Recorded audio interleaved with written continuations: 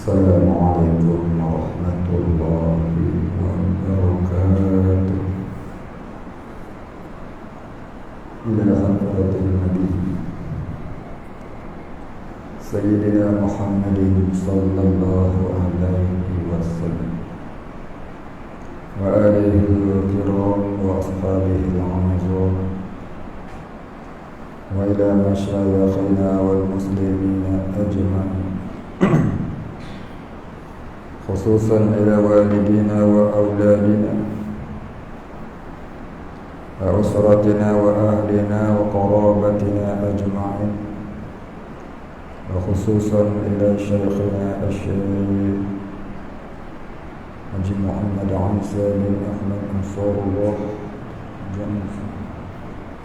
ورسولهم وفرعهم وآخذين شر الله لهم الفاتحة. أعوذ بالله من الشيطان الرجيم. بسم الله الرحمن الرحيم. الحمد لله رب العالمين الرحمن الرحيم مالك يوم الدين إياك نعبد وإياك نستعين اهدنا الصراط المستقيم صراط الذين أنعمت عليهم غير المغضوب عليهم ولا الضالين. الحمد لله رب العالمين، والصلاة والسلام على أشرف الأنبياء والمرسلين وعلى آله وصحبه أجمعين. رب اشرح لي صدري ويسر لي أمري واحلل عقدة من لساني يفقه قولي. ولا علم لنا إلا ما علمتنا إنك أنت العليم الحكيم. رضينا بالله ربا وبالإسلام دينا وبمحمد نبيا ورسولا. اللهم اجعلنا من التوابين وجعلنا من المستغفرين وجعلنا من المتطهرين وجعلنا من الموحدين وجعلنا من المهتدين وجعلنا من المخلصين له الدين وجعلنا من العارفين وجعلنا من عبادك الصالحين وجعلنا من المتقين. اللهم أحينا بحياة العلماء وأمتنا بموت الشهداء. آمين يا رب العالمين.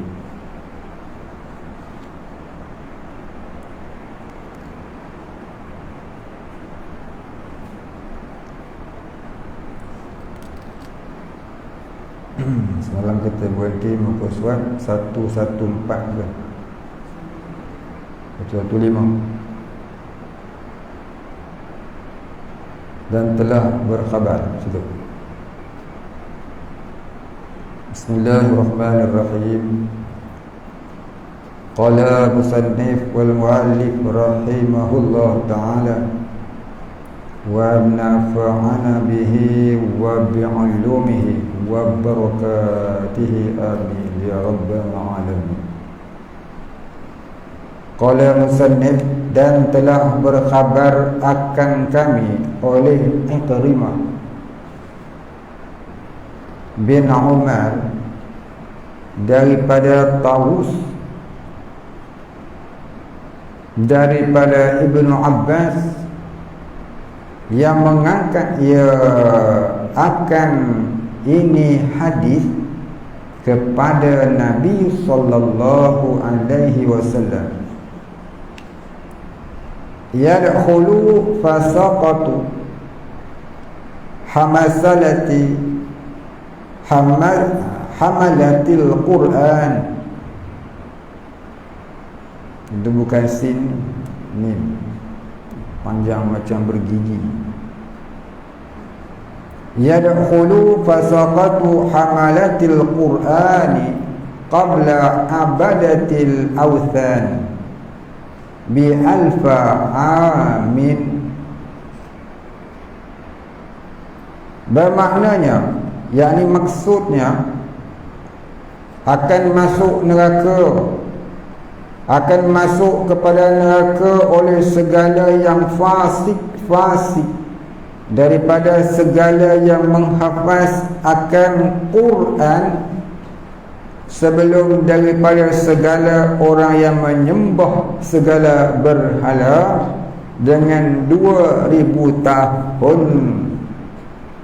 Hendaklah mengambil ingat, wahai kaum kami, janganlah bersifat dengan fasik daripada alim ulama kami yang muda-muda, supaya tidak termasuk di dalam jumlah ulama dunia. Itu yang hafal Quran. Yang tak hafal Quran,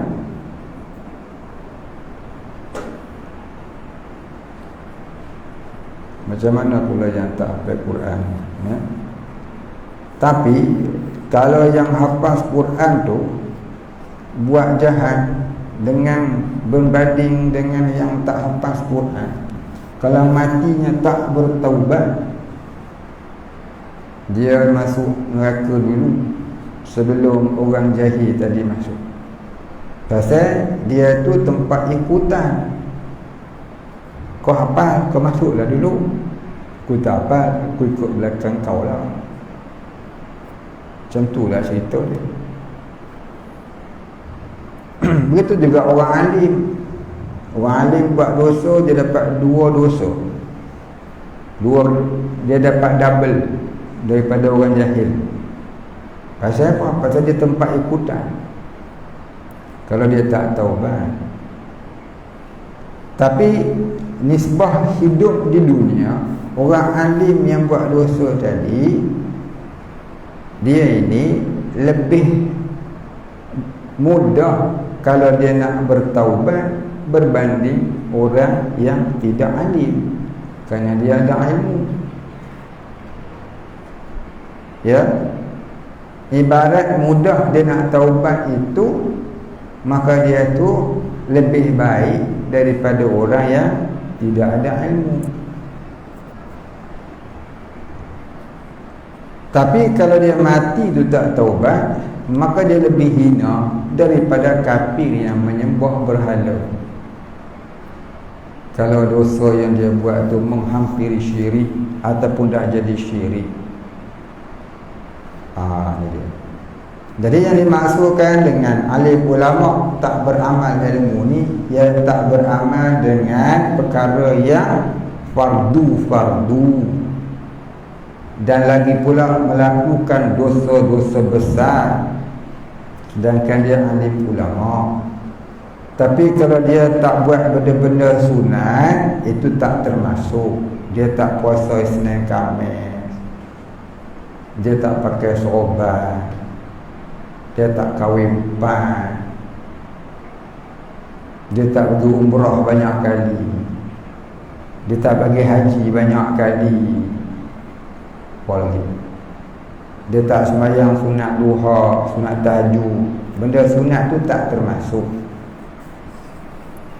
Yang dimaksudkan dengan tak beramal ni ialah dia meninggalkan kewajipan yang fardu dan melakukan pula perkara yang diharam syarak pada perkara dosa besar, hingga dia mati tak bertaubat. Inilah dia ulama maksud, ulama jahat. Boleh faham?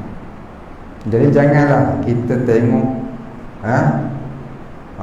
orang tu tak pakai jubah, tak pakai sorban, itulah ngaji tak beramal. Bukan lagu tu, ya, bukan lagu tu. Baik, faham molek tu, faham molek. Pasal kita senang nak hukum orang, mentang-mentang ada jubah sorban manjang, dia tengok Pak Imam pakai seluar selek, pakai baju kemeja, ya, kepiah pun kadang pakai, kadang tak pakai. Dia kata tu nampak tu Pak Imam ngaji tak beramai. Jangan, jangan senang kita tuduh orang lagu tu. Jadi kita balik yang berdosa besar sebab menyangka buruk pada orang Islam yang beragama.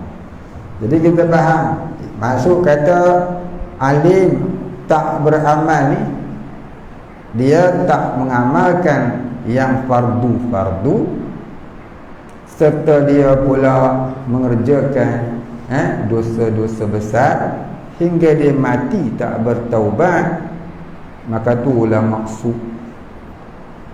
Ya. Kalau tak buat yang sunat-sunat itu tidak termasuk. Jangan senang kita nak hukum orang tu ulah maksud.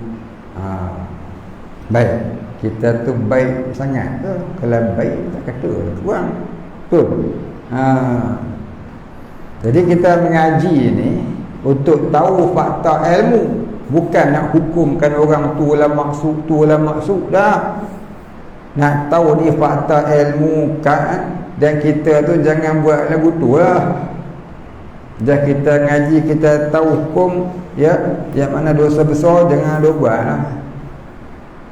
Ya, dosa kecil kita taubat, dosa besar lebih lagi lah taubat. Dosa yang paling besar yang selalu orang tak nampak ni apa dia? Dosa tak menghilangkan jahil daripada mengenal Allah. Dosa tak menghilangkan kejahilan diri daripada tak mengenal Allah. Itu dosa tu setiap nafas masuk keluar di dalam kemurkaan Allah. Tu dosa tu sentiasa berdosa selagi dia tak pergi belajar ilmu untuk mengenal Allah yang fardu ain, yang mana dia tak pernah ambil tahu pun. Selama itulah dia menanggung dosa setiap nafas masuk keluar. Sampai bila? Sampai dia pergi menuntut ilmu. Dia start menuntut ilmu, dia taubat. Start tu dosa dia berhenti, dan dia kalau dia taubat mudah-mudahan diampun Allah. Tapi kalau sampai mati dia tak belajar, maknanya mati su'ul khatimah lah apa ni, mati tak mengenal Tuhan. Ya. Baik. Jadi jaga molek yang suka dengar ceramah, dengar ceramah politik je. Yang dia suka dengar ceramah, jangan suka dengar ceramah ngata orang ni. Memanglah ngata orang tu penting. Ya, ceramah ni memang kena ngata korang. Ceramah ni memang kena mengumpat korang. Pasal Quran tu turun kata korang. Pasal apa? Sebab nak membetulkan kesalahan orang. Kambing lembu kerbau tak payah nak dibetulkan dah. Kambing lembu kerbau cuma nak disembelih makan. Orang tak payah sembelih. Nampak? Jadi memanglah kita suka sangat dah dengar kalau penceramah berkata orang ni. Salah tu? Tak salah. Kalau benda tu wajib diumpat. Mengumpat ni bukanlah berdosa pada dirinya, tapi keadaan mengumpat, cara dia mengumpat tu. Kadang-kadang mengumpat tu haram, kadang-kadang mengumpat tu wajib. Jadi kita ni pula suka sangat dengar yang tu. Ya. Pasal apa? Pasal tahu kata mengumpat ni bukannya semua haram, kadang-kadang wajib. Makanya suka dengar mengumpat korang ya. Yang fardu ain ke atas diri dia, apa dia? Mengenal Allah. Yang tu dia tak minat. Ni masalah. Ada problem pada pemikiran dia bab memahami agama. Ya, ada problem tu. Jadi maknanya walaupun kita suka dengar ceramah politik yang harus pada syarak, terkadang wajib pun pada syarak, tapi ada lagi yang lebih wajib, iaitu menghilangkan kejahilan diri ya, daripada jahil mengenal Allah kepada alim, yakni kepada mengenal Allah. Yang tu lebih wajib. Pentingkan dulu belajar ilmu tauhid dan ma'rifatullah. Lepas tu tak apalah lain-lain kau nak pergi dengar ceramah mana-mana pergilah. Tapi tauhid dan ma'rifah jangan tinggal. Kau nak dengar ceramah politik ke, ceramah Maulid Rasul ke, ceramah apa, silakan, boleh saja. Ya, tapi jangan tinggal ilmu tauhid dan ma'rifah. Bila kita tidak ada tauhid dan ma'rifah kepada Allah, takut ilmu-ilmu lain yang kita belajar tu tak diterima Allah, tak dikategorikan sebagai amal ataupun menuntut ilmu yang ada ganjarannya di sisi Allah, sebab kita tidak mendahulukan fardu ain ke atas diri. Baik, kita sambung tadi. Yang ketiga, daripada segala alamat yang membeza di antara ulama dunia dan ulama akhirat, iaitu bahawa adalah cita-cita mereka itu dan hemah mereka itu dengan menghasilkan ilmu yang memberi manfaat pada akhirat tiada lainnya, dan akan ilmu yang menggemar ia kepada keadaan menjauh mereka itu akan ilmu yang sedikit manfaatnya. Titik. Maka ilmu yang memberi manfaat akan takut kepada Allah. Itu dia ilmu pada manfaat. Kalau tak kenal Allah, tak akan rasa takut pada Allah. Budak kecil dia tak kenal itu ular, ya, dia takut tak ke ular? Yang takut ke ular ni orang yang kenal itu ular. Kalau dia tengok ular dia tak takut, barangkali dia tu penangkap ular, ataupun barangkali dia tu belum mumayyiz, tak tahu mana baik mana jahat, mana bisa tak bisa. Jadi ilmu yang paling utama nak bagi jadi takut kepada Allah ni ialah ilmu tauhid dan makrifah kepada Allah. Tak kenal Tuhan, macam mana nak takut pada Tuhan? Ya? Tak takut kepada Allah ni kalau tak kenal Allah. Kenal ni bukan semata-mata dengan menuntut ilmu sahaja. Ya, menuntut ilmu itu cuma jalannya sahaja. Menuntut ilmu ni ibaratnya teori tukang kayu, teori tukang rumah. Teori, dia belajar teori. Dia belajar tu dia atas hotel ya. Ini paku, ini gergaji, ini papan, ini siku-siku. Ini tulislah macam-macam. Cara buatnya gini. Buat tak lagi? Ya? Habis belajar suruh buat pula. Nak bumpung kat tepi, tiang kat atas. Rumah apa? Itulah ibarat belajar ilmu ni dia cuma teori tukang rumah. Ilmu teori ni bila kita belajar tak semestinya jadi tukang. Ilmu itu hendaklah dipraktik sehingga mahir dia, hadam dia, baru namanya tukang. Dia belajar teori, dia belajar praktikal sampai dia boleh buat, maka tu namanya tukang. Namanya tu tukang. Tukang buat rumah, tukang pecah rumah banyak, tukang buat rumah tak pernah banyak. Begitulah kita belajar ilmu tauhid. Ilmu tauhid ni ilmu teori mengenal Allah. Belajar dia belum tentu mengenal. Maka praktikalnya macam mana? Praktikalnya kamu kena terjun ke bidang sufi. Ya. Belajar tauhid tak terjun ke bidang sufi ibarat belajar teori tukang rumah tapi tak jadi tukang karut. Komplain orang pandai, suruh dia buat, tengok pegang hammer terbalik. Betul tak? Baik, habis.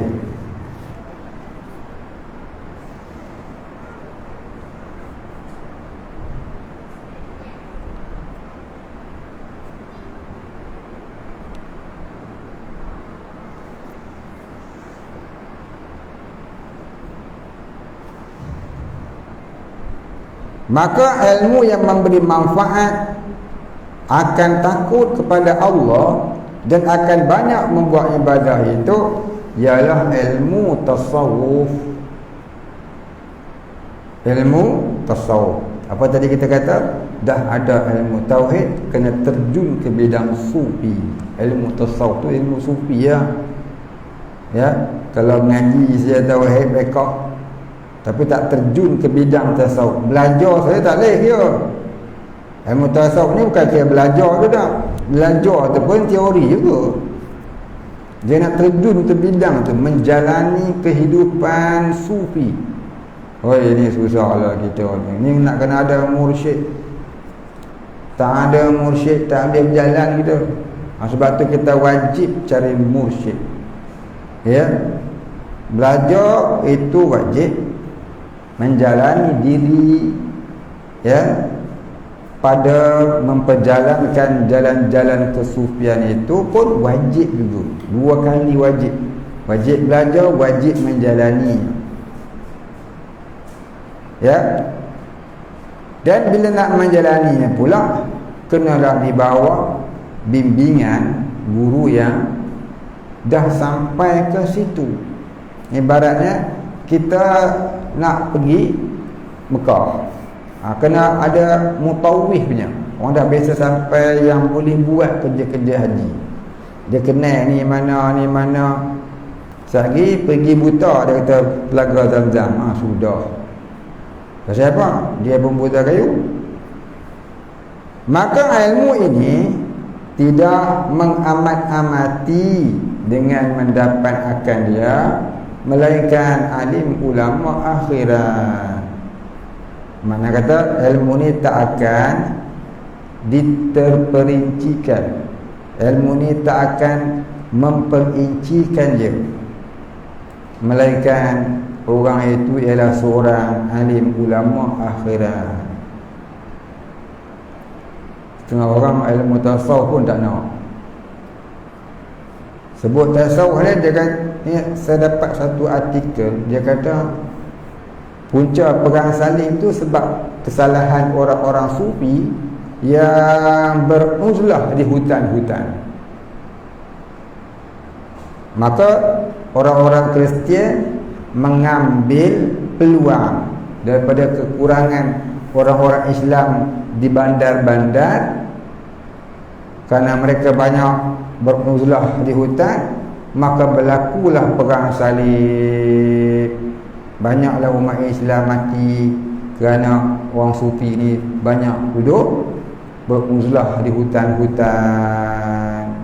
Maka Tok Guru ni pun ajaklah orang-orang Islam duduk di pekan-pekan membangunkan ekonomi. Ini namanya Tok Guru otak gila. Tok Guru otak gila. Dia baca sejarah yang ditulis oleh orang kafir orientalis.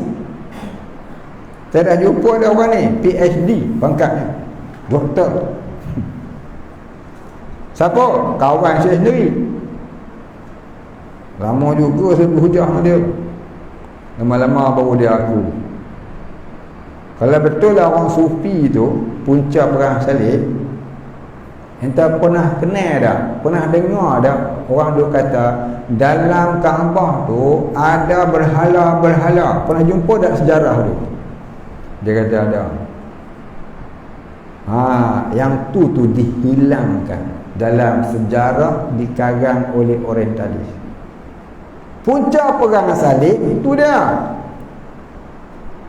Henry Great Chrétien ni, dia yang buat satu propaganda orang Islam yang solat menghadap ke arah kiblat sebenarnya mana mari bahala? Bahala tu ialah apabila Nabi Muhammad dan tentera Islam daripada Madinah masuk kota Mekah tahun 8 Hijrah, kalah musyrikin Mekah, mereka menghancurkan berhala-berhala yang mana, maka akhirnya orang Islam pun solat menghadap ke arah Kaabah, lalu sebenarnya mereka menyembah berhala juga. Padahal dalam berhala tu tak ada satu pun dalam Kaabah tu tak ada satu pun berhala. Tapi itulah namanya apa? Propaganda orientalis kafir barat laknatullah alaih. Siapa nama dia? Henry Great Chrétien. Dia ni punca perang salib sebenarnya. Dan dialah yang mereka cipta Muhammad itu ambil dia nama anjing gila, nama Muhammad. Tu ambil nama Muhammad. Dua punca ni penyebab orang Islam sufi, orang sufi Islam duduk di hutan-hutan sana, mujak-mujak di hutan, mengumpulkan tenaga keluar daripada hutan menyerang puak-puak kafir ini. Masa tu raja-raja yang duduk di bandar-bandar ni sedang mabuk dengan minum arak, judi dan betina daripada Spanyol. Ulama-ulama kat bandar ni semua dah mabuk lah, dah jadi gila babi leka dah macam tu. Aku sebut gila babi je. Pasal apa? Pasal dialah yang meracun, ya, yang terkena racun puak-puak kafir kan, sehingga dia meracun pula pemerintah. Betul lah kata Nabi, wasak rakyat kerana wasak pemerintah, rosak pemerintah kerana rosak ulama. Sebab jadi yang rosak mana? Ulama yang duduk dekat bandar-bandar tu sebenarnya. Akhirnya kalah puak-puak kafirin Kristian ni dalam perang salib selama 198. Siapa yang mengalahkan mereka? Nun, puak-puak sufi jadi tu. Yang antaranya Salahuddin Al-Ayyubi. Ulama sufi, khalifah tarekat, mereka keluar dari tempat-tempat uzlah berjuang menentang puak-puak. Termasuklah Imam Al-Ghazali yang menyeru raja-raja yang duduk kat istana, wahai raja-raja Islam, jangan kamu duduk di singgah sana tanpa turun ke padang menyerbu, menyerang, berperang dengan puak-puak kafirin. Berani dia tegur pemerintah kafir, pemerintah raja-raja Islam yang duk cokong kat raja kat istana. Duk cokong ni dah dia. Siapa yang putar belik sejarah ni? Orientalis. Kemudian siapa pula yang jadi balacinya? Wahabi. Itulah dia yang jadi balacinya. Sebelum tu tidak berjaya. Sebelum tu Wahabi belum ada. Sudah ada ulama-ulama ahli sunnah yang jadi balacinya. Bila ada datang puak-puak Wahabi, lagi seronok ni. Puak-puak ni menyebarkan lagi propaganda ni supaya orang Islam menolak tasawuf. Tu dia kata tasawuf ni qatna sebab tu. Sebab dia terkena racun puak orientalis dengan kesalahan memahami sejarah Islam, sejarah perang salib. Baik jadi faham molek kawan saya ni, bila saya buka berapa buku-buku kitab-kitab cerita tentang ni, dia baca rupanya ada dalam kitab-kitab ulama-ulama dulu baru dia gaul kepala. Dia kata selama ni dia faham ke betul, dia duk baca kitab orientalis yang disebarkan oleh puak Wahabi. Mana belajar? University. Masya Allah. Takut kau ni nak ngaji pun. Takut dah nak masuk University.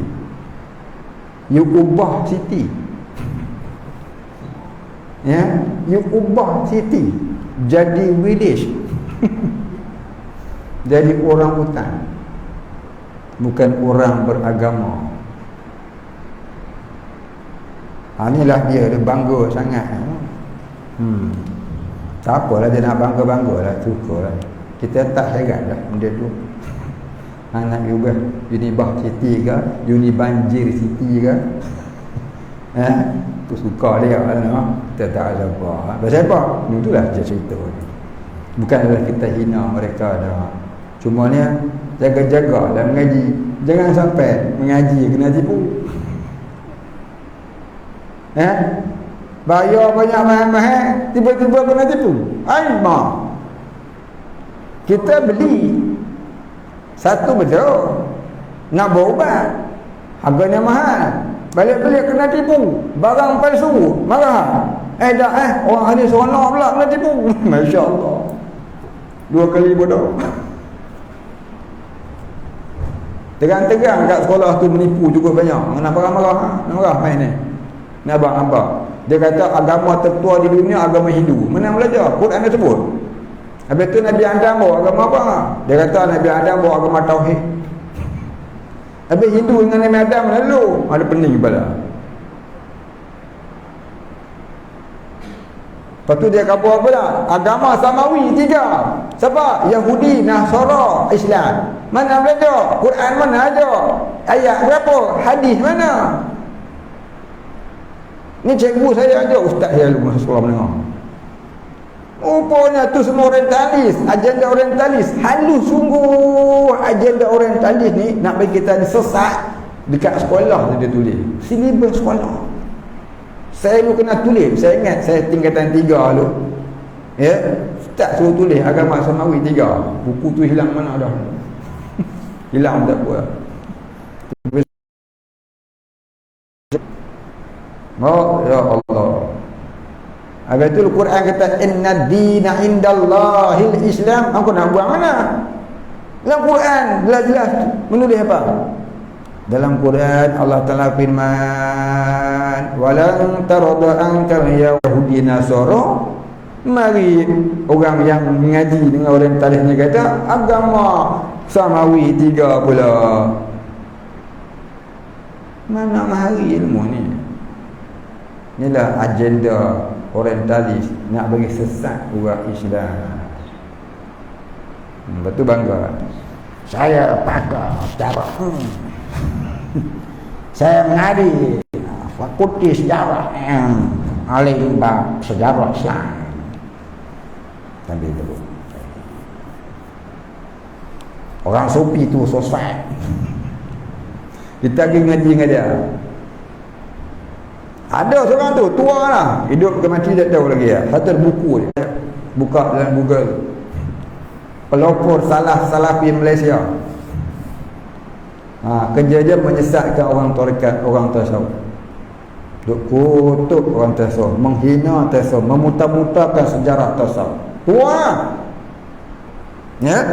Buka Google cari. Pelopor salafi Malaysia. Tentu jumpa dia siapa. Tak mau sebut nama, orang tu banyak orang tahu dah. Jangan tersalah mengaji. Ya. Banyak kat Malaysia ni orang menolak tasawuf, menolak sifat 20. Kaji-kaji sidik-sidik, rupanya anak murid orientalis. Ya, rupanya guru ni orientalis. Guru asal itu orientalis.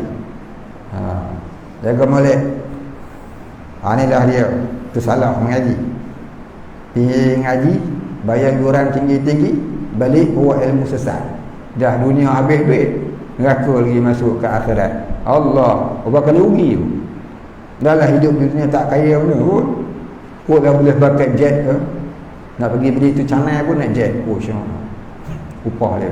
Mana tu saya? Buat tu canai. Mana pasir panjang? Naik jet. Orang kaya.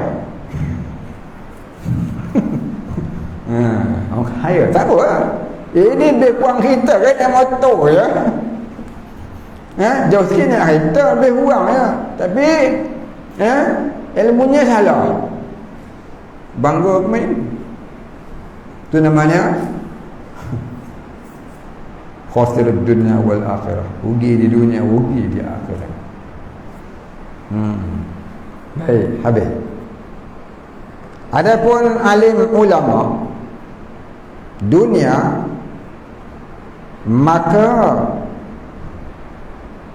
membimbang oleh mereka itu dengan barang yang mudah dengan dia oleh usaha kepada menghasilkan akan harta dan kemegahan, dan meninggal oleh mereka itu akan ini segala ilmu yang amat indah.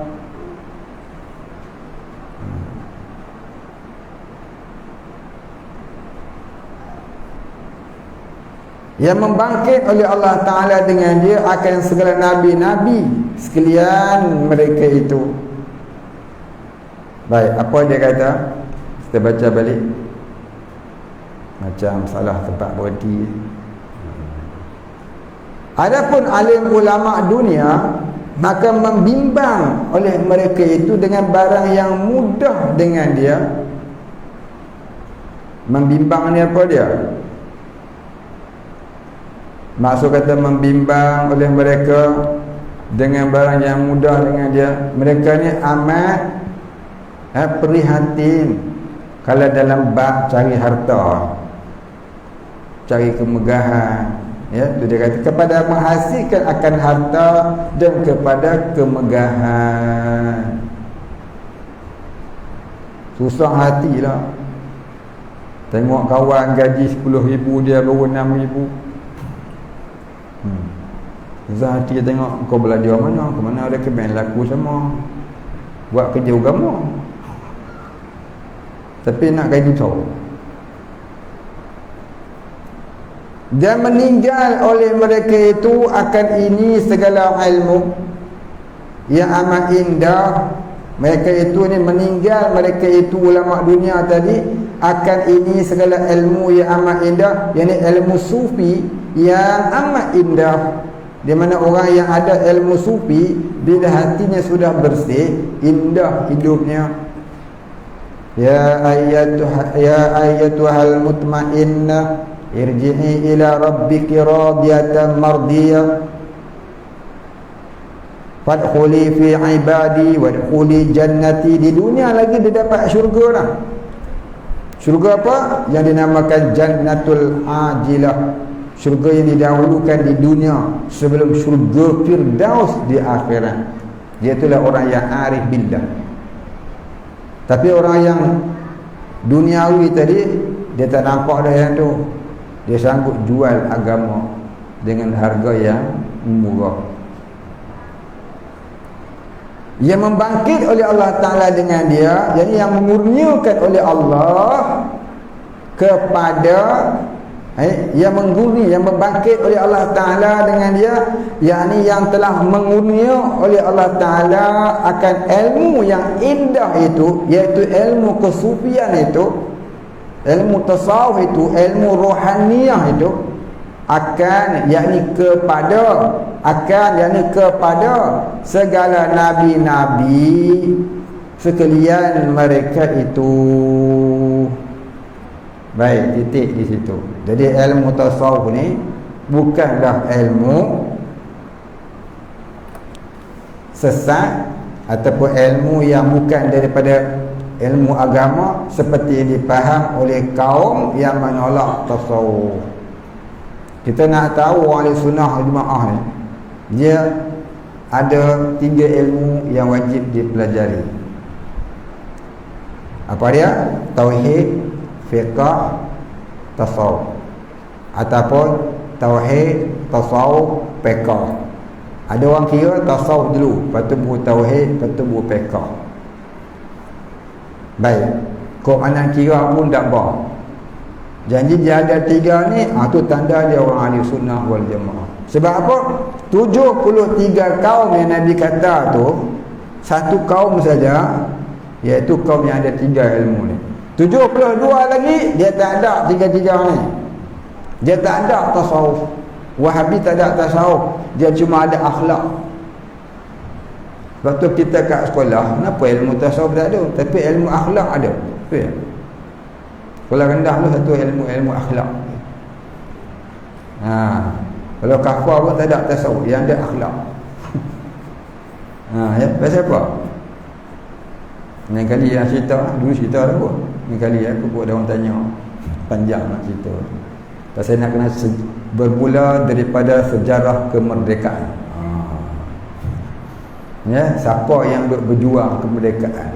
Siapa yang pegang? Tu nak kena cerita balik tu panjang lah sikit. Dan kaki pun sebelah rasanya macam tak pijak di bumi. Sekali ada orang marah. Tapi tak apa, kalau ada soalan lain kali saya cerita. Dulu dah cerita lah. Tapi selamat lah, tak ada siapa pun nak marah pun. Cuma nak orang nak cerita. Sebab apa banyak dalam silibus agama di sekolah dia cerita ada tasawuf, yang ada akhlak, mana ada tasawuf. Tiba-tiba belajar pondok ada pula ilmu tasawuf, mana? Dan pasal apa orang lawan tasawuf? Pasal dia tak belajar tasawuf kat sekolah. Tak ada pun tasawuf, yang ada akhlak. Akhlak bukan tasawuf. Akhlak cabang tasawuf. Ya. Akhlak tu cabang tasawuf. Tasawuf tu cabang agama. Mana akhlak tu yang kecil je. Yang tasawuf dibuang apa? Bahkan segala ilmu ni duduk dalam tasawuf. Segala ilmu duduk dalam tasawuf. Ini nak cerita ni kena panjang. 2 jam cerita bab ni. Ya, bagi orang nampak. Pasal apa orang tolak tasawuf? Baik. Nak cerita torekat ke martabat 7 dan sebagainya, sesat terus ya. Nanti hikam-hikam jangan mengajar hikam, sesat. Tapi ada sungguh orang mengajar hikam salah. Dia mengajar hikam, dia mengaku dia jumpa Tuhan. Tuhan tu lawa macam perempuan. Sudah. Ni masalah lah ni. Sebab ada sungguh orang mengajar kita hikam menyeleweng daripada agama yang sebenar, ilmu yang sebenar.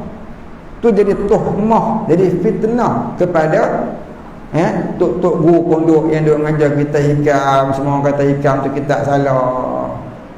Kita tasawuf ni salah. Pasal ada puak sesat menyesatkan ni. Tapi ada pula orang mengaji dia tu. Inilah masalah dia. Ya.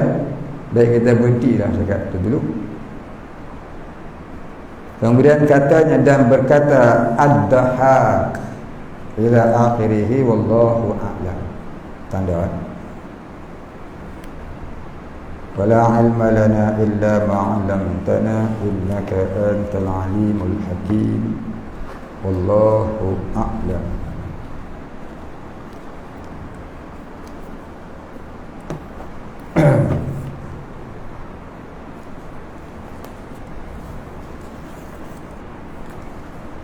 Kita baca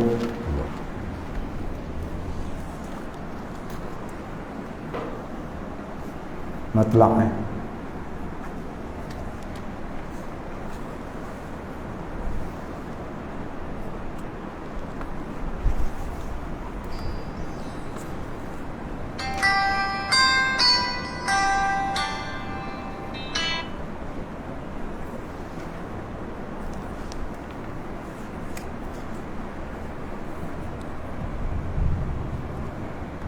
Baik, kita baca Matla'ul Badrain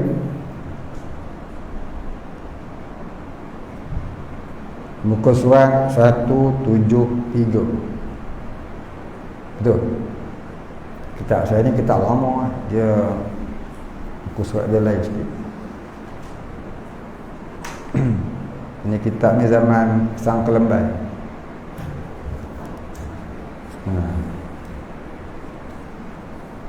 Baik.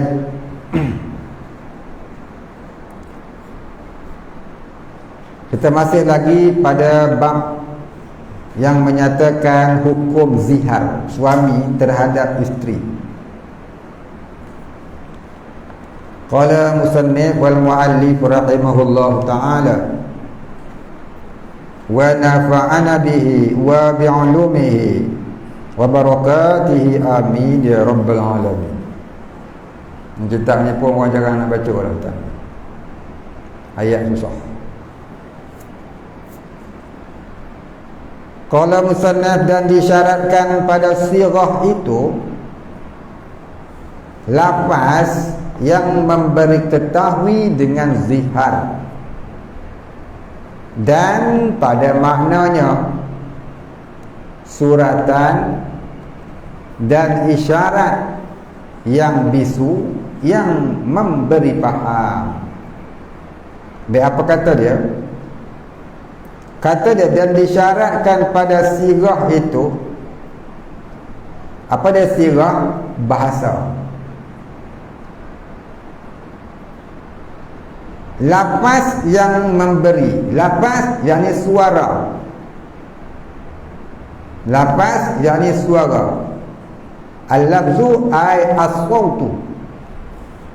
Lafaz yakni suara yang memberi ketahui, yang memberi faham dengan zihar, yakni dengan pengertian zihar.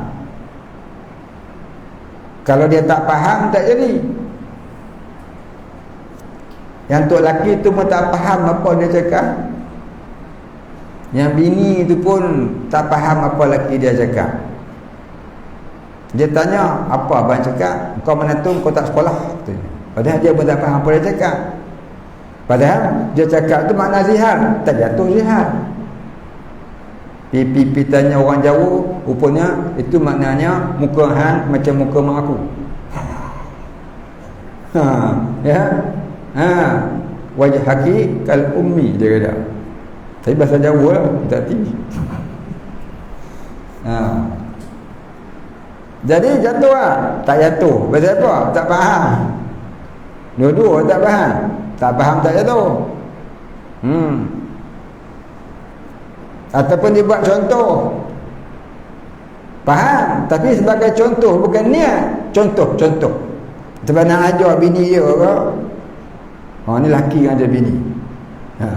Laki wajib ngajar bini. Kalau dia tak boleh ngajar, dia wajib hantar bininya pergi belajar. Dia pun kena belajar sendiri. Sekali juga, jangan dia hantar bini dia balik. Ya, kalau dia adik juga tak apa. Jaga-jaga. Kita dah hantar bini pergi ngaji, kita pun kenalah ngaji sekali. Ni kita hak laki-laki ni. Sebab apa? Jaga-jaga. Sehari bila dia dah pandai daripada kita, dia mula nak tegur ni.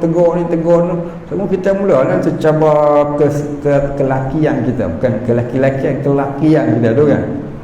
Dia ni sikit-sikit ustaz tu. Aku dah kenal berang. Ni. Si abang-abang ni berjumpa kita ni. Sikit ustaz. Aku susah hati. Kenapa tak memang ngaji sekali? Dah ngaji sekali. Kita nak apa? Nak introduce itu susah balik. Dia cerita lah. Sekian dimaklumkan, sikit lah cukup. Cerita. Biar dua-dua mengaji lah. Kalau tak nak ngaji, buka FB kat rumah. Ni dah. Isteri pergi ngaji kat surau, laki buka TV berita jam 8 kat rumah. Lepas tu isteri tadi balik duk cerita lah. Tadi saya dengar Ustaz Azhar Idruh ceramah gini.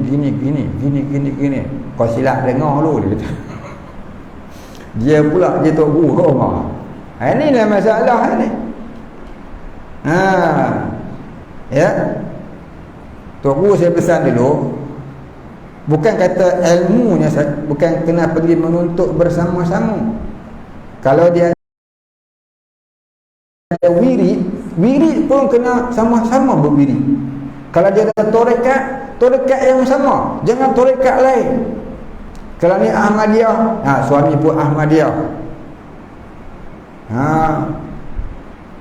Ni dah, isterinya Ahmadiyah, suaminya Gulam Ahmad Qadiani. Ahmad juga dia tu. Isterinya pula Naqsyabandi, yang suaminya Taslim, Kampung Seronok, Pulau Pinang. Sudah. Yang suami isterinya pula tarekat apa? Samaniyah. Yang suami dia ayah pin kan. Gila babi dia. Jadi sama-sama.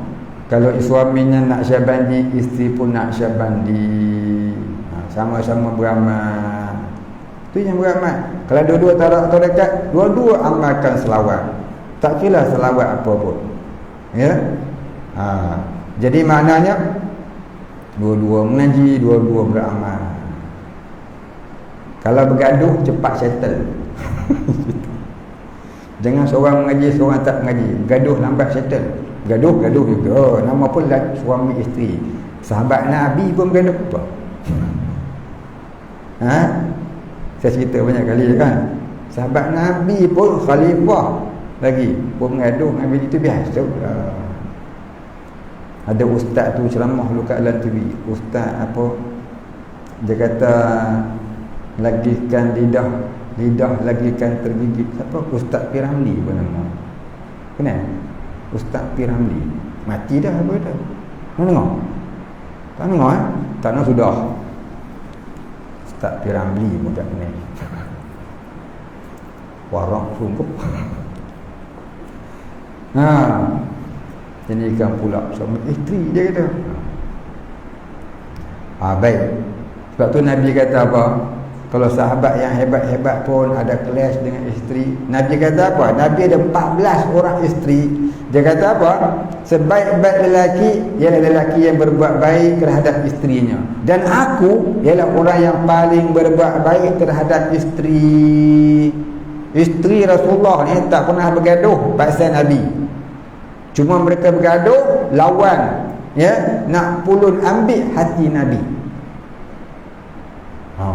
Sampai cakap siapa yang paling Nabi kasih antara kita ni? Tu dia kita kau kahwin lagi satu, siap kau. Kau jangan pijak rumah ni. Geran tak geran? Aku geran tak mau, aku nak geram dia. Ni cerita for example. Maklum cerita bab kahwin ni kan.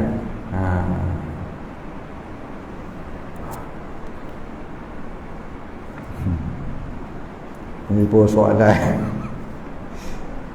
eksklusif ni.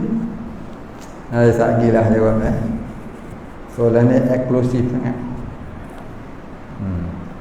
Dia tanya, apa hukum seorang isteri yang curiga pada suami yang curang? Dah curang apa lagi curiga? Confirm lah. Tak curiga lagi dah. Jadi kau tahu suami itu dah curang, so dia kahwin je lah, masalah. Curiga ni tak tahu lagi curang ke tidak. Itu mana curiga. Curiga ni mana syak wasangka, yang belum ada keputusan yang putus. Itu namanya curiga. Curang ke tidak? Kalau curang itu tak nama curiga. Ya. Jadi kalau tak tahu sungguh ke tidak, maka dia menaruh syak wasangka, hukumnya berdosa besar. Husnuzon bin nas wa huwa zanbun kabir. Ya. Jahat sangka pada manusia itu adalah dosa besar. Ya, dosa besar. Maka dia kena taubat. Fatubu ilallah. Maka hendaklah kamu bertaubat pada Allah. Lagu tu. Baik, sekian dimaklumkan. Tanya ustaz lagi pula. Baik, kita sambung tadi. Balawak sikit. Kita tauhid dekat tu dulu. Cerita pekok ni. Itulah cerita dia. Baik.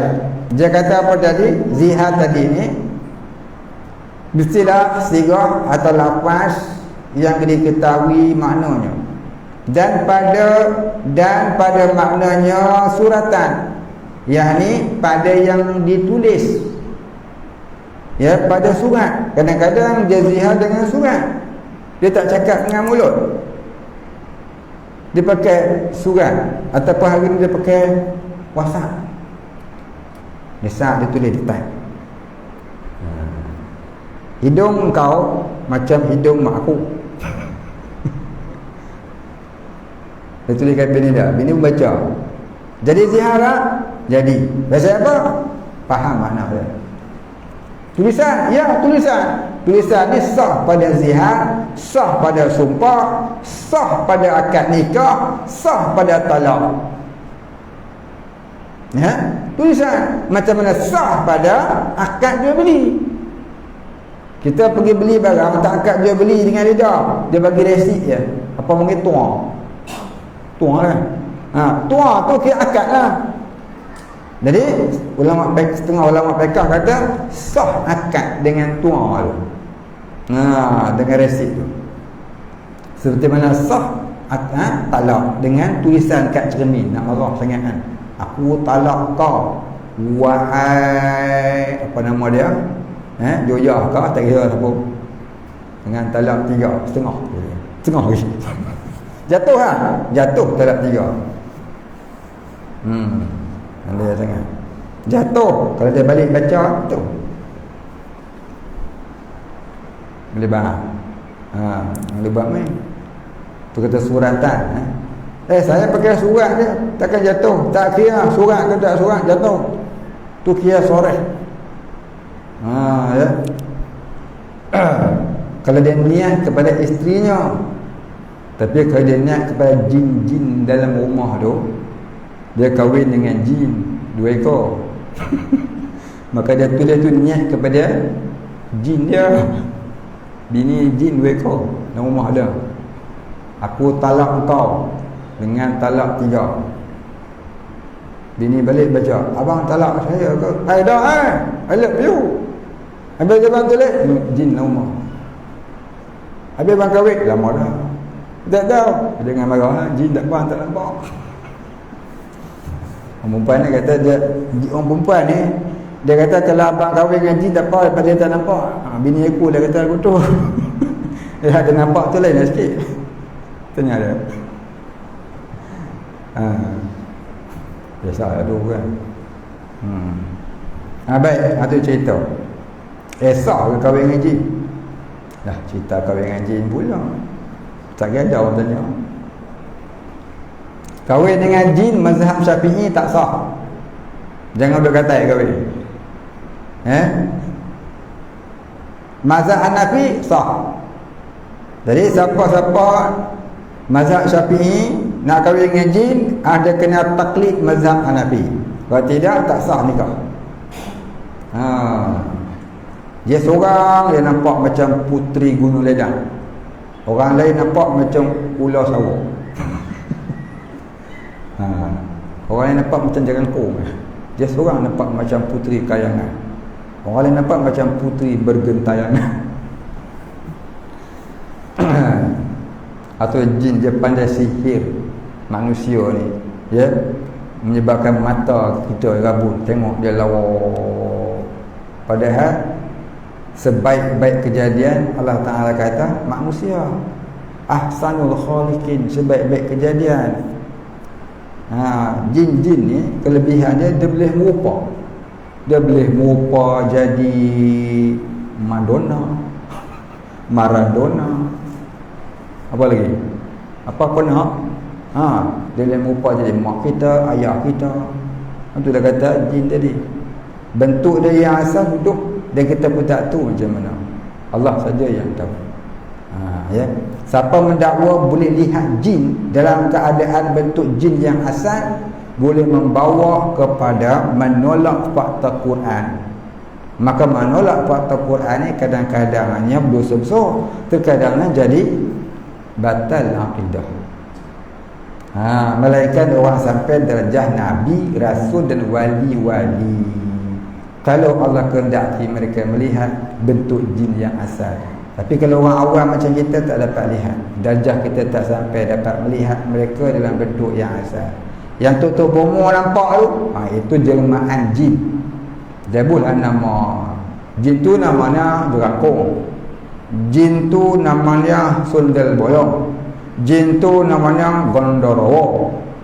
Dia yang buat nama. Pasal apa? Jin-jin ni dia tidak ada JPN. Tahu JPN? Jabatan Pendaftaran Negara. Jadi Tok Bomo kena buka buh nama dia. Jin tu sendiri pun dia tak tahu nama dia apa. Who are you? Aku hantu. Itu yang dia tahu. Tak percaya, tanya dia. Pasal dia tak tahu nama dia apa. Cuba tengok, orang kena rasuk dengan tu, orang kena rasuk dengan jin. Kita pegang kepala dia, kita baca ruqyah. Nanti kita tanya dia, who are you? I am WHO.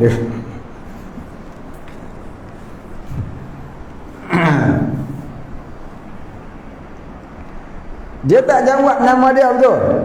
Dia kata, aku ni nama aku nama aku apa nama? Mak Limah. Mak Limah yang kita tahu kat kampung ni belah polong umpamanya. Minta maaf lah. Tersebut nama Mak Limah lah tak syok. Kita buh nama Madonna. Siapa nama kau siapa? Aku Madonna. Dia tak sebut nama dia betul. Dia sebut nama tuan dia. Tuan yang belah tu dia mengaku aku ni Madonna. Tuan dia. Madonna tu aku main masuk dalam badan dia ni. Orang hak sendiri tu dia tak sudah apa dah. Dan dia sendiri pun tak tahu dia siapa. Dia tahu tuan dia nama Madonna. Kau siapa? Aku disuruh Madonna. Dia satu hantu raya ke apa, dia tak tahu apa hantu raya dah. Betul tak? Sebab pernah tengok orang kena rasuk diubat oleh orang yang merawat. Apa dia jawab? Dia tak sebut, dia tak apa, dia dirangkum ke hantu raya ke Nurul dia apa. Tok Bomo tu nyebut nama. Tok Bomo ni dia ada satu syarikat JPN. Dia yang daftarkan nama-nama. Tak percaya tak Tok Bomo. Ni bukan hantu raya ni. Ini mambang kuning. Dia tahu semua. Pergi tanya Tok Bomo tengok betul tidak. Baik, ni satu soalan. Kau kalau panggil isteri dengan panggilan ibu dikira zihar ke? Dia panggil bini dia ibu, yang bini pula panggil dia ayah. Tak kena ke? Dia panggil ibu tu atas dasar bini dia dah jadi mak. Jadi kalau panggil yang nampak romantik sangat, lagi anak-anak tengok tak apa boleh. Maka bahasa paling mudah ni anak bagi anak-anaknya tengok tak apa nak molek sangat tu, romantik lebih pula panggil ibu. Yang maka tu tak dikira zihar. Ya, tu tak dikira zihar. Tak salah Cuma ni panggilan tu salah dia. Tak salah, tak terhukum zihar. Cuma salah ya. Pasal apa? Bini dia panggil ibu. Jadi apa dia? Taklah berdosa, taklah zihar. Cumanya salah tempat jelah. Tu jelah. Salah tempat, tapi tak berdosa dan tak jadi zihar. Yang dia zihar ni apa dia? Ibu ni macam ibu saya. Yang tu jadi zihar.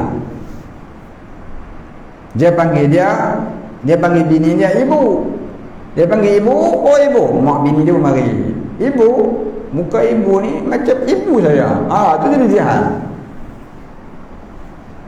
Dia sekadar panggil ibu ya, panggil mak kan, panggil umi ya. Itu tak apa. Nak kebetulan namanya Umi Kasum. Dia nak panggil bini dia Kasum panggil Kasum. Ini punya Kasum lah. Tak dua Kasum ke apa, panggil Umi. Tak apa.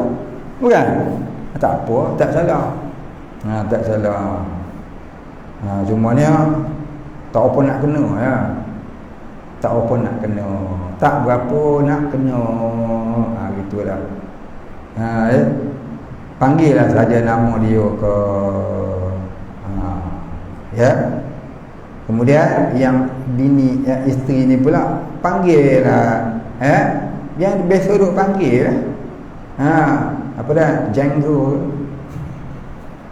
Ni panggil ayah dah budak. Siapa dia pula mak dia? Baik. Salah tu taklah salah, tapi salah cara. Salah tu tak salah, cuma salah cara. Salah pada syarak tu tidaklah, ya, dan tak dikira zihar, cumanya salah cara. Jadi orang yang panggil isterinya ibu, panggil baliklah nama dia, atau panggil nama mesra lah, ya, tak dosa, cumanya salah cara. Ya. Baik, habis. Bagi saya janganlah. Jangan. Bagi saya jangan. Panggil saja nama dia. Kono-kono manja lah. Ibu. Ya. Melainkan orang Jakarta. Kok orang Jakarta enggak apa-apaan, semuanya ibu. Ibu aja itu. Kalau bapak semuanya bapak. Bapak supir, bapak becak, bapak guru, kepala bapak, semua bapak aja. Itu enggak apa. Tapi di Malaysia ni dia sebut ibu alai. Melainkan ibu pejabat polis, itu lain. Ya. Baik, kita tinggal yang tu, kita masuk sini balik. Dan isyarat yang bisu, yang memberi faham. Dia buat isyarat, bahasa isyarat. Bini bisu, lelaki pun bisu, bisu sama bisu. Dia buat isyarat. Macam tak tahulah. Dia faham lah, dia faham lah. Dia faham tu, ajar zihar. Baik, habis. Jadi mana zihar tu boleh terjadi sama ada dengan lafaz, ataupun dengan tulisan, ataupun dengan signal. Maka lafaz yang sorehnya seperti katanya anggota atau kepala, seperti katanya anggota, ya, anggota tubuh badan isteri dia, atau kepala engkau, atau tangan engkau, seumpamanya daripada segala anggota yang zahir, seperti belakang ibuku. Dia kata apa dah? Anggota. Dia kata kepala engkau macam kepala mak aku, tangan kau macam kepala mak aku. Lagi apa lagi? Ya, belakang kau macam belakang mak aku. Macam mak dia, mana dia? Zihar tu. Zihar ni mana dia? Menyamakan. Ya, menyamakan.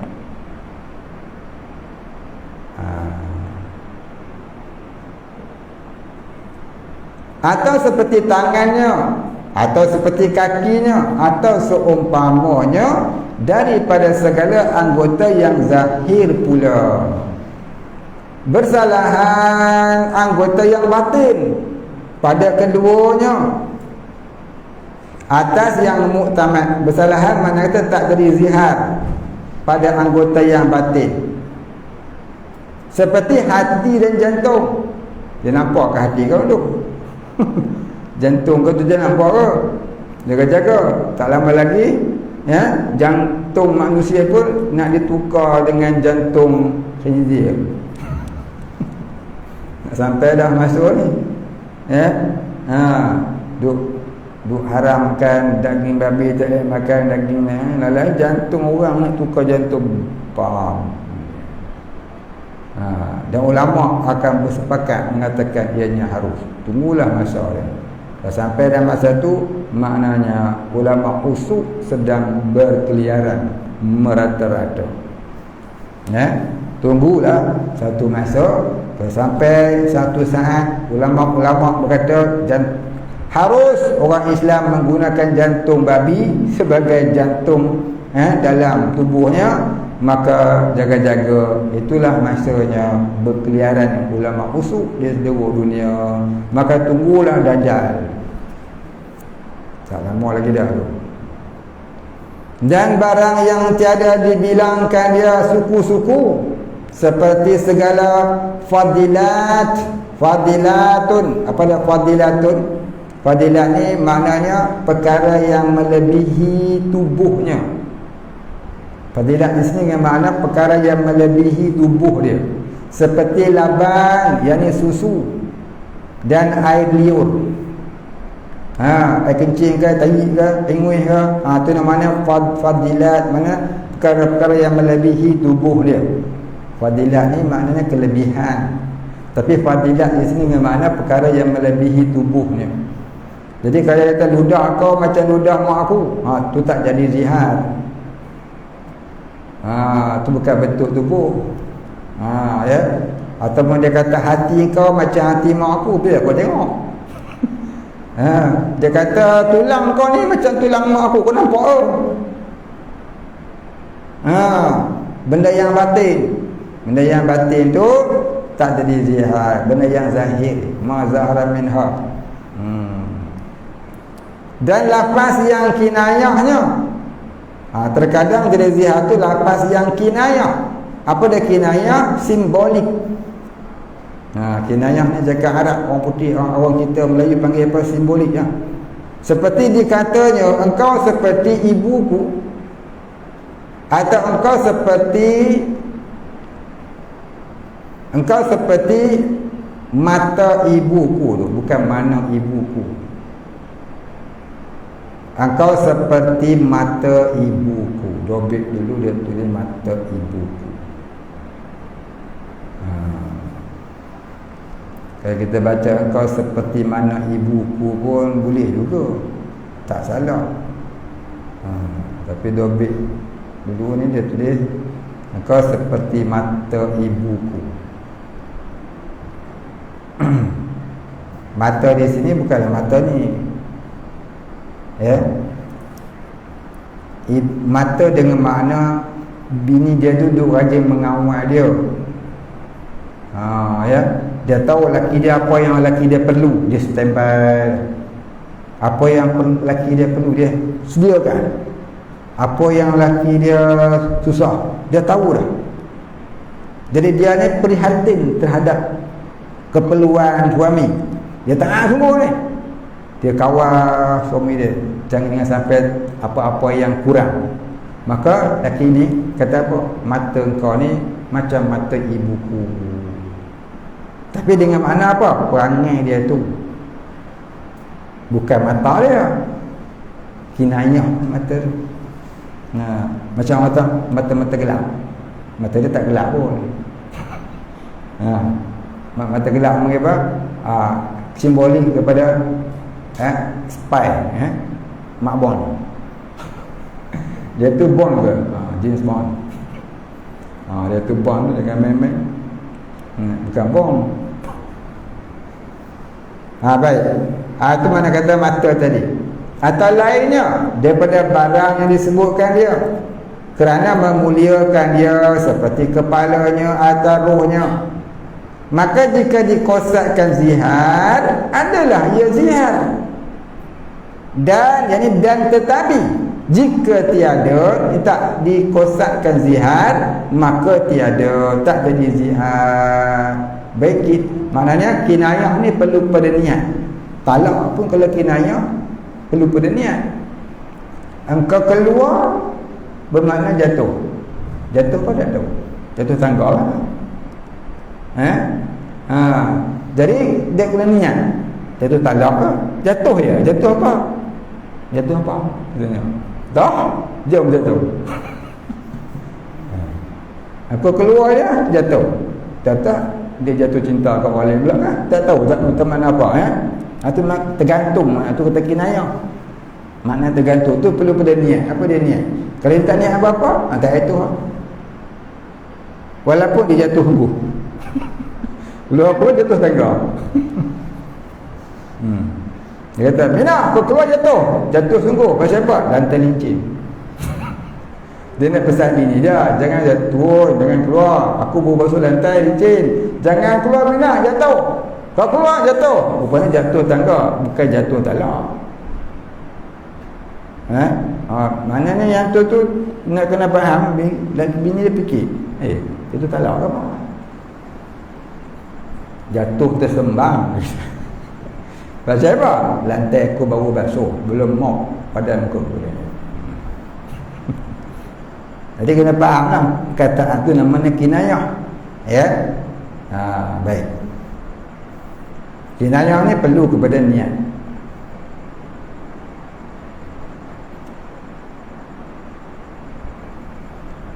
Maka dan seperti ibu itu, dan seperti ibu tu dia sama juga seperti mana hukum ibu yang kita buat zihar kepada isteri tadi.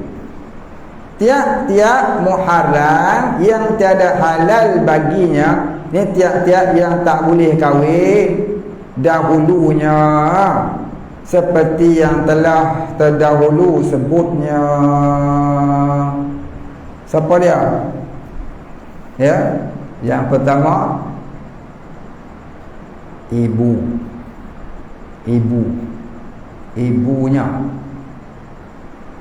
ibu kita lah. Tak boleh buat zihar pada isteri. Pertama Yang kedua, siapa ada ingat? Saudara perempuannya, saudara kandung perempuan. Kau ni macam kakak aku ya. Kau ni macam adik perempuan aku ya. Tangan kau ni macam adik perempuan aku ya. Zihar. Pasal tak boleh kahwin. Kemudian anak perempuan, anak perempuannya tak boleh. Kalau dia niat zihar tak boleh tak niat tak apa. Ya, dia niat zihar. Tak niat tak apa. Kalau dia niat, faham? Kemudian apa lagi? Ibu susunya. Dulu ni kecil-kecil, mak dia bagi di jiran sebelah menyusu. Jadi jiran tu jadi ibu susu dia. Lepas tu dia kahwin pula dengan anak jiran sebelah tu pula. Lepas tu satu hari dia kata, ya, pipi kau ni macam pipi ibu susu aku je. Jadi zihar. Keempat, ibu susu bapaknya. Ibu susunya, lepas tu ibu susu bapaknya.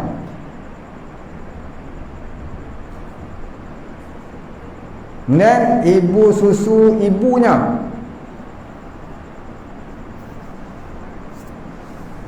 Ibu susu pun dah boleh. Ibu susu dia 3 jenis ibu susu. Ibu susu bapaknya, ibu susu ibunya, dan ibu susunya. Baik. Tapi dalam kitab ni dia tak tulis ibu susunya.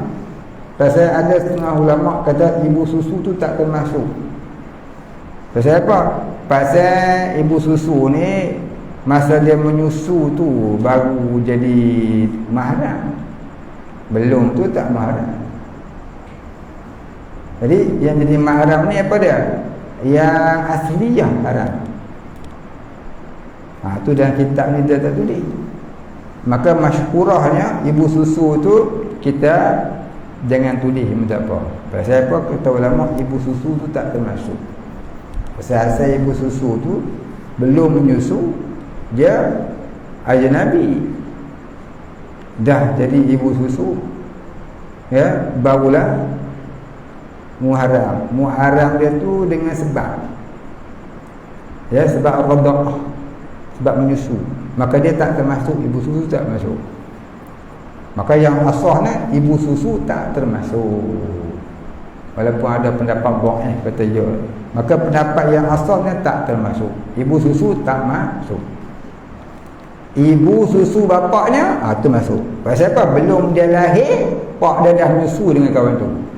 Ibu susu ibunya termasuk. Pasal apa? Belum dia lahir, ibu susu tu dah jadi mahram dengan bapak dia, dengan mak dia. Dan yang keenam, ibu tiri yang telah berkahwin dengan bapaknya dalam ibu tiri yang berkahwin dengan ayahnya di mana dia belum lahir semasa perkahwinan itu. Ibu tiri yang berkahwin dengan bapaknya di mana dia belum lahir semasa perkahwinan itu, pak dia kahwin 2, mula-mula kahwin seorang, namanya labu. Tahun depan kahwin seorang lagi, namanya labi, labu labi. Tahun ketiga dia lahir bini nombor 1. Jadi bini nombor 5 mak tiri dia. Baik, dengan mak tiri dia ni terhukum zihar. Pasal apa? Dia kahwin dengan mak dia belum lahir. Tapi kalau dia lahir dah, lepas tu baru pak dia pergi kahwin lagi, ya, asal dia ajnabi, lepas tu baru mahram. Ayat ni tak terhukum zihar. Boleh faham? Boleh? Mengangguk anggukkan je. Boleh faham? Tak faham itu bagus. Ibu tiri tak terhukum zihar jika ibu tiri itu berkahwin dengan bapa dia setelah dia lahir oleh ibunya sendiri. Tapi kalau dia lahir selepas ibunya kahwin dengan ibu tiri, ayat tu tak terhukum zihar. Contohnya gini, nak tulis, tulis bukan whiteboard ada.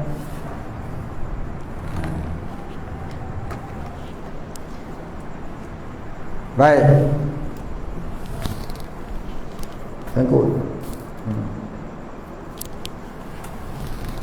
Ini namanya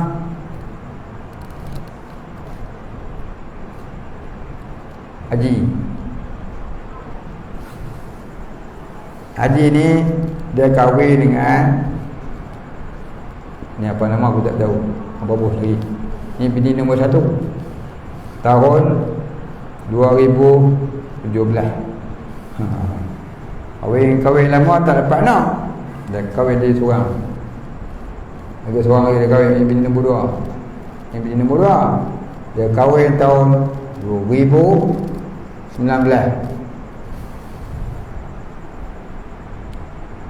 Lepas tu tahun 2020 dia pun lahirlah dia siapa tadi ni? Lelaki tadi. Dia lahir tahun 20. Jadi ini mak tiri terhukum zihar. Dia tak boleh kata kat bini dia, Mina, kau punya tangan ni macam tangan mak tiri aku. Zihar. Pasal apa? Dia lahir selepas pak dia kahwin. Tapi kalau dia kahwin tahun 2021, dia lahir tahun 2020, dia kahwin tahun 2021, lepas dia lahir mak tiri tak terhukum zihar. Kau ni serupa macam mak tiri aku, apa dia? Tangan kau tak terhukum. Boleh faham? Faham tak apa? Tak faham ni betul. Tak faham nanti buatan. Boleh habis.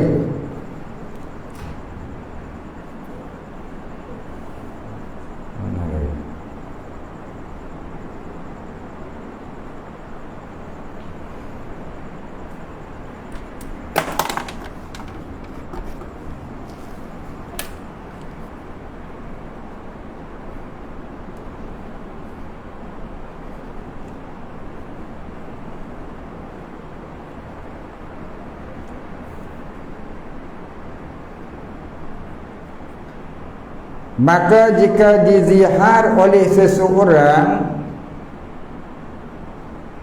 akan istrinya, seperti katanya, engkau seperti belakang ibuku, dan tiada ikutkan dia dengan talak, dengan bahawa diam ia pada masa lulus talaknya, dan tiada dia talakkan dia, jadilah ia aid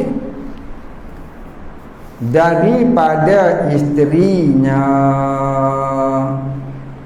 Baik, apa makna aid? Siapa mengaji nahwu dia ingat ni, aid dan silah. Perempuan mengaji nahwu tanya dia apa makna aid, saya lupa. Aid ni maknanya pulang. Pulang, marilah pulang. Cakap dah aid, marilah aid. Aid ni maknanya pulang atau kembali. Ya. Jadi maknanya apa? Biasanya orang zihar ni pasal dia bergaduh barangkali sebab dia nak cerai. Dia zihar ni.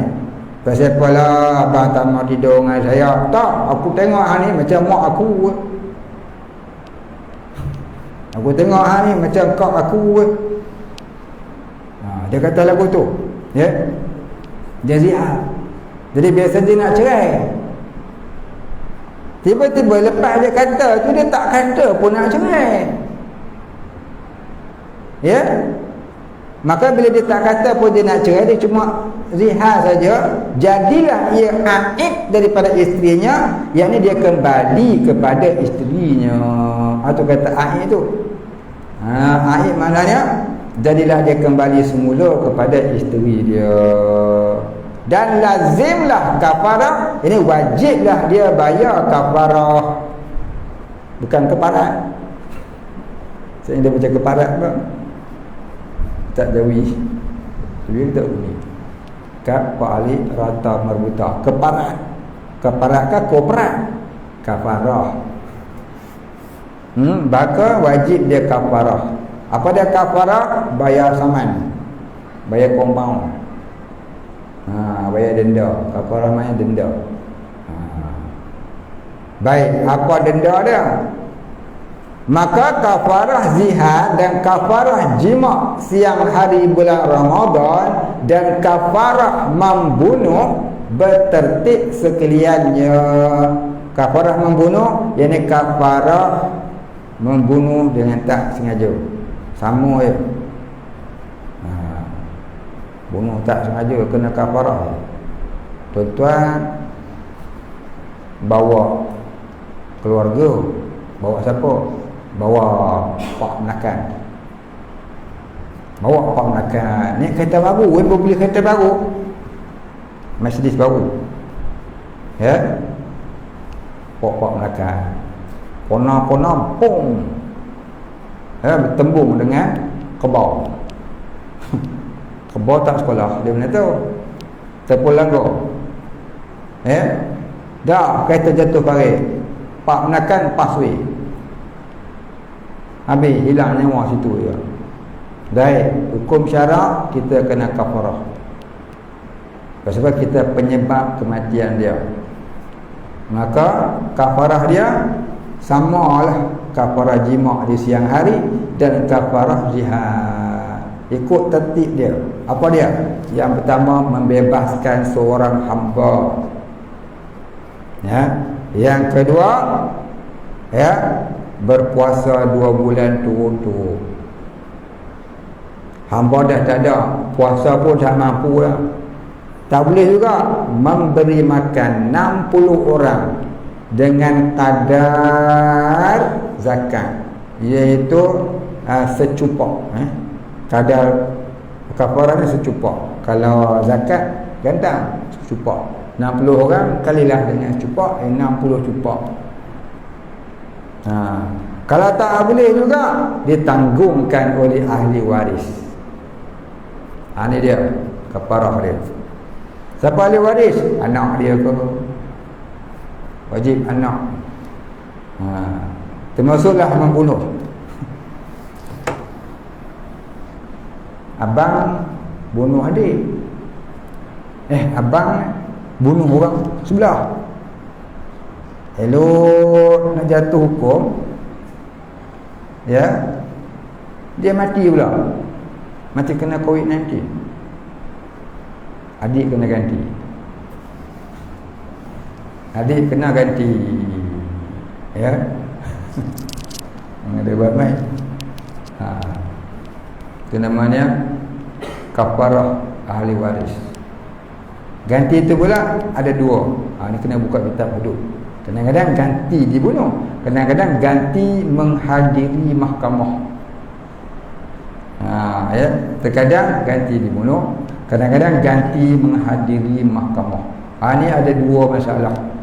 Ni bagi bab membunuh, ya. Ahli waris wajib mengganti orang yang mati kerana salah membunuh.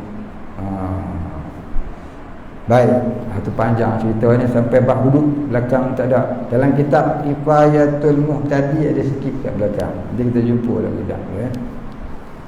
Ni kitab ni apa dia sikit. Sampai bab dia nanti kita ceritalah, tak sampai bab lagi. Semua nak cerita tentang kafarah dia. Antara tiga perkara. Yani antara tiga jenis kafarah, tapi wajib menurut tertib. Kalau ada hamba, wajib bebaskan hamba dulu. Kalau tak ada hamba, baru turun yang nombor 2 ni, puasa 2 bulan turut-turut.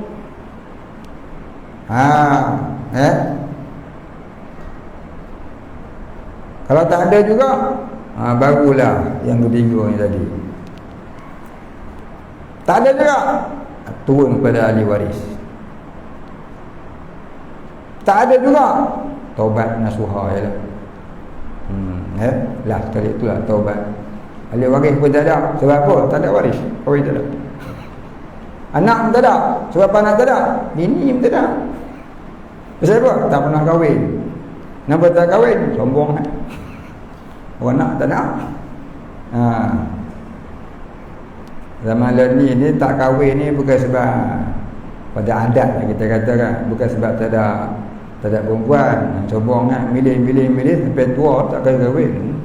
Dia umur 60, dia rasa macam 16. Apa nak dia? Yang nak kat dia umur 60 juga, kita tengok tua pula lah. Lain kali jadi apa? Mati beragan. Lepas tu jangan tunggu lama-lama. Anak aku nak cerita dekat pada saya gitu minang lah, Pak. Ada? Tak ada cik budak pondok kan? Mak dia dalam cerita dia nak kahwin dengan budak pondok setahun. Kita recommend lah bagi dia. Esok dia cari hak pelik-pelik lagi susah. Baik, kita sambung. Apa dia tadi? Mana dah pergi dalam mata orang tua lagu ni.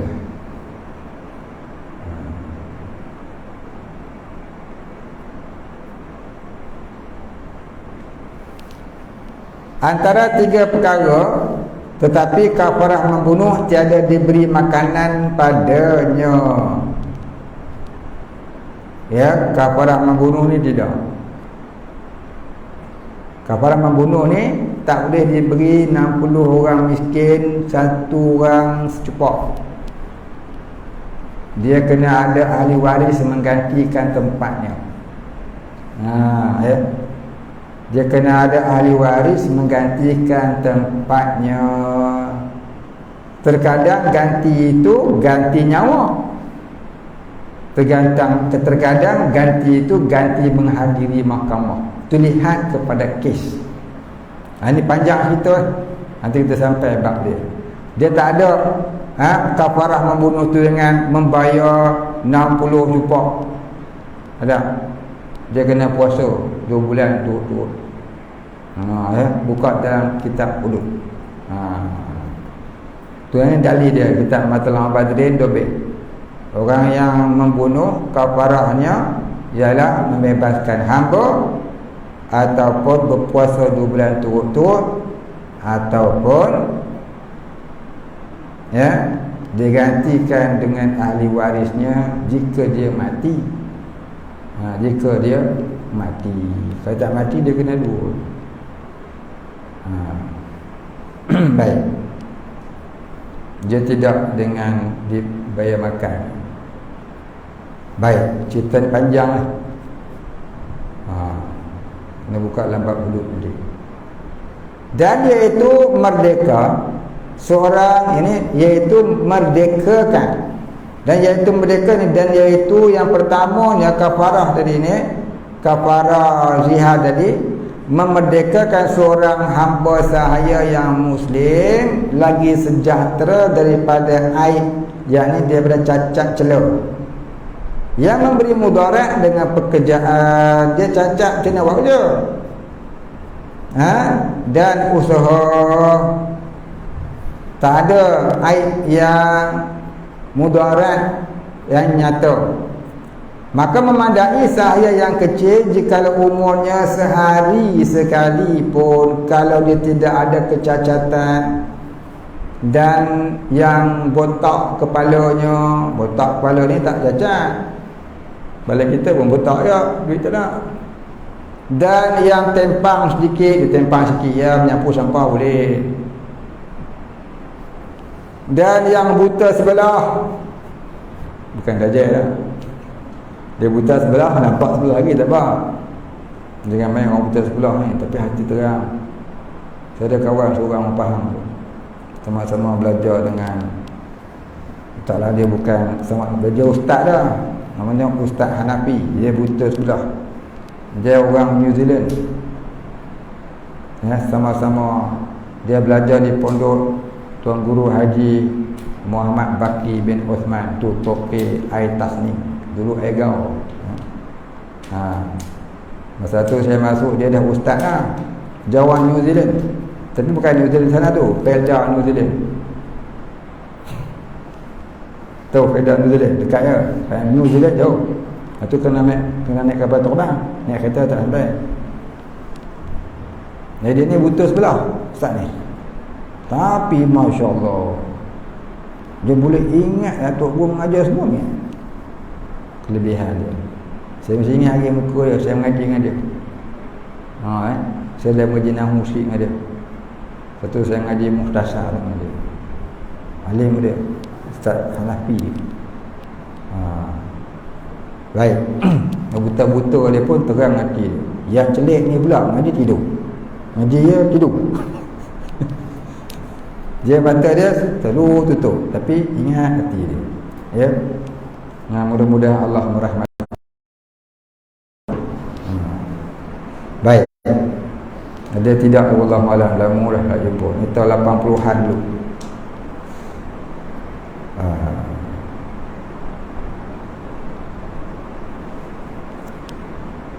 Lagi apa lagi? Isyarat daripadanya. Dia bagi isyarat pun kita boleh faham. Dan yang tiada berbau hidungnya, dia hilang dari bau, tapi dia kerja boleh, cuma hilang bau. Jaga-jaga kokowi dengan lecek tu, tapi sekarang tak ada hamba. Dan yang tiada hidungnya dan telinga hidung tak ada opong kan, tapi boleh buat kerja. Dan tak ada telinga, mana pergi tak tahulah telinga dia, tikui-tikui ke apa, tapi boleh buat kerja, boleh. Tak apa. Dan yang tiada anak jari 2 kakinya, tapi boleh buat kerja, pakai kasut tak nampak lah ya. Tapi tiada memadai, tapi tak bolehlah hamba yang kita nak bebaskan tu, yang tiada 1 kakinya, pudung sebelah ni buat kerja apa? Dia tak sedekah boleh. Atau yang tiada jari kelingking, jari kelingking tangan tak ada, dah nampak cacat nyata. Tak ada jari kelingking ni susah buat kerja. Cuba tuan-tuan potong jari kelingking, lepas tu cuba buat kerja, susah buat kerja. Kelingking ni main peranan kuat. Ya. Jari tengah tak ada, tak apa dengan jari kelingking. Jari tengah tak apa, jari hantu bukan kita punya, hantu nak ambil. Betul. Tapi kelingking tu kita punya. Ada orang cerita, kalau kita jumpa hantu, kita kunci dia. Macam cara dia nak baca apa, tak payah baca apa-apa, buat lagu ni. Ambil jari tengah-tengah ni kan. Terkunci. Ni kan jari dia terkunci. Jari dia kan. Kita kunci tu dia apa lah. Betul tak? Tak betul tanya orang lah pula. Orang cerita saya betul je tu. Baik. Dan jari manis daripada tangan yang satu atau dua ruas daripada tiap-tiap jari kelingking, dan jari manis atau yang tiada dua ruas daripada anak jari yang lain daripada keduanya, atau yang tiada satu ruas daripada ibu tangannya, dan tiada memadai yang sakit yang tiada diharapkan sembuhnya, dan gila yang siomannya sedikit daripada gilanya yang banyaknya gila, yang banyak lagi ni gila-gila, dan memadai sahaya yang taklikkan merdeka dengan sifat seperti sahaya yang mudabbirun.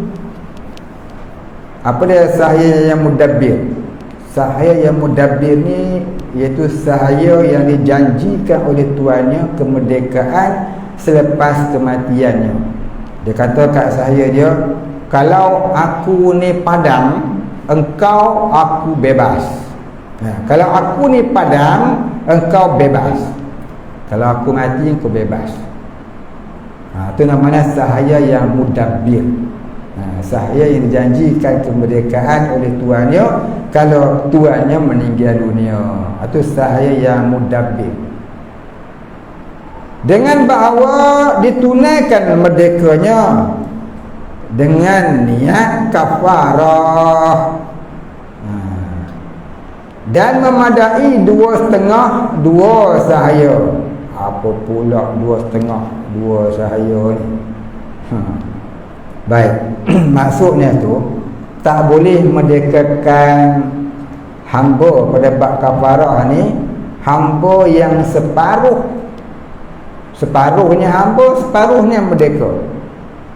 Ada setengah hamba ni dia hamba separuh. Dia tak hamba full, dia part time. Ada hamba ni setengah ni dia full hamba, penuh hamba 24 jam sampailah bila-bila. Tapi ada setengah hamba tu dia siang hamba, malam dia merdeka. Ada. Dulu kita dah cerita bab hamba dulu, ada beberapa jenis hamba, cuba tuan-tuan tengok dalam dobit kita dulu ni ada beberapa jenis hamba. Ada hamba yang separuh, Jadi membebaskan hamba yang separuh ni tidak memadai. Kena bebas hamba yang penuh. Maka jika tidak dapat ia akan sahaya pada hissi, iaitu yang nyata, iaitu tidak dapat segala-gala, atau syar'i, iaitu tidak dapat harga lebih daripada memadai umurnya yang ghalib, atau berkehendak akan dia bagi seumpama sakit, maka hendaklah ia puasa 2 bulan turut-turut. Maknanya kalau dia tak ada hamba nak dibebaskan, barulah boleh buat yang kedua, puasa turut-turut. Baik. Maka jika pecah bulan yang pertamanya, maknanya 1 bulan yang pertama tu dia bolos, puasa 10 hari, tinggal sehari.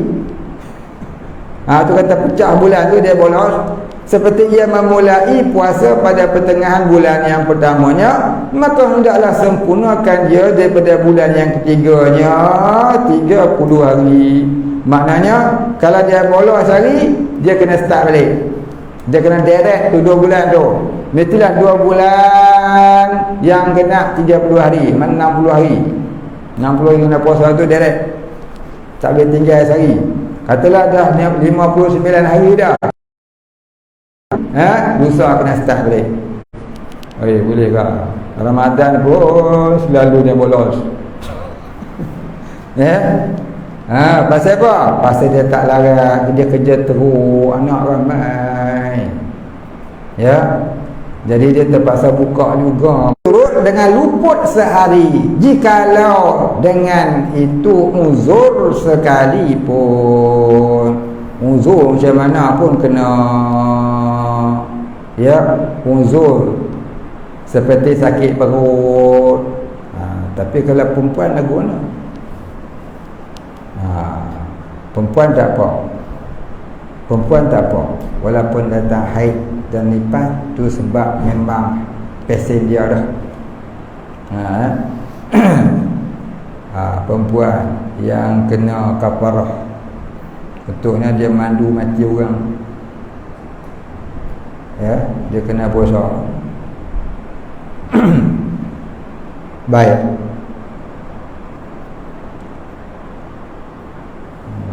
Hilang dah. Seperti sakit atau musafir. Jadi mana kalau dia uzur, tak boleh nak puasa sebab dia sakit ataupun musafir, dia kena start balik. Maka wajib dimulai akan dia semula, kira baliklah sehari. Dan jika yang luput hari yang akhir atau hari yang dilupakan niatnya sekalipun, ya, dia kena ulang balik. Dan tidak putus berturut-turut dengan sebab haid. Kalau orang perempuan, dia tidak putus, dia kena cuti 7 hari, tak boleh puasa. Pasal apa? Dia datang haid. Maka orang perempuan tak apa. Perempuan tak apa. Orang perempuan kena ke kafarah, dia nak zihar lagu mana? Ini bukan bab zihar, ya, ini bab membunuh.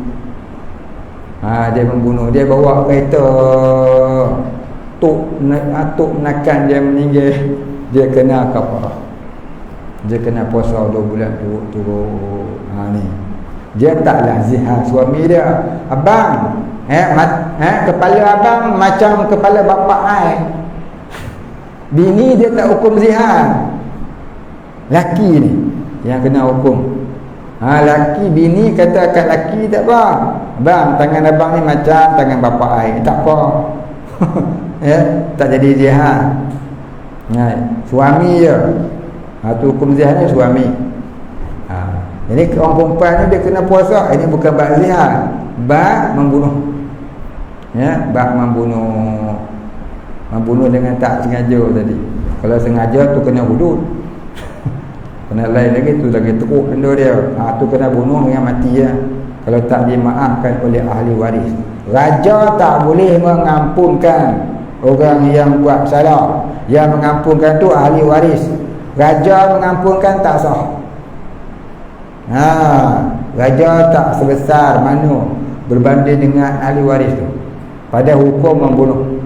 Tapi undang-undang kita dah, raja ampun dah habis. Keluarlah dia merdeka. Pasal apa? Raja dah ampun, tuan nak dulu. Pangkat besar kata ampun, pangkat kecil no way. Datuk ampunlah. Baik, habis.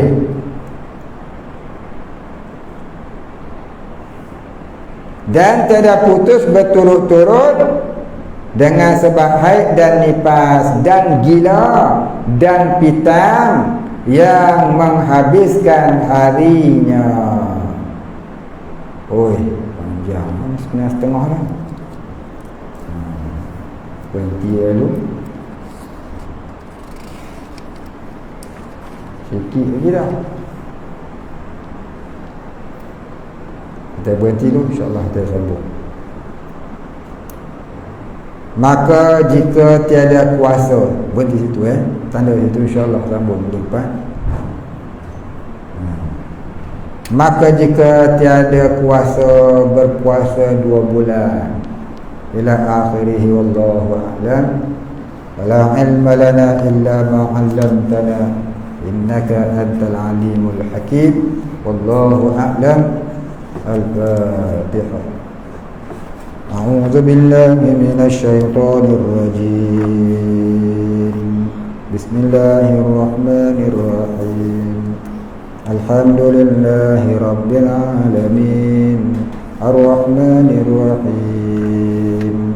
Maliki yaumiddin. Iyyaka na'budu wa iyyaka nasta'in. Ihdinas siratal mustaqim. صراط الذين أنعمت عليهم غير المغضوب عليهم ولا الضالين. بسم الله الرحمن الرحيم. الحمد لله رب العالمين الرحمن الرحيم مالك يوم الدين إياك نعبد وإياك نستعين اهدنا الصراط المستقيم صراط الذين أنعمت عليهم من النبيين والصديقين والشهداء والصالحين وحسن أولئك رفيقا ذلك فضل من الله يؤتيه من يشاء والله ذو الفضل العظيم. اللهم اغفر لنا ذنوبنا ولوالدينا وارحمهم كما ربيانا صغارا ولمشايخنا وللمسلمين أجمعين برحمتك يا أرحم الراحمين. وصلى الله على سيدنا محمد وعلى آله وصحبه أجمعين.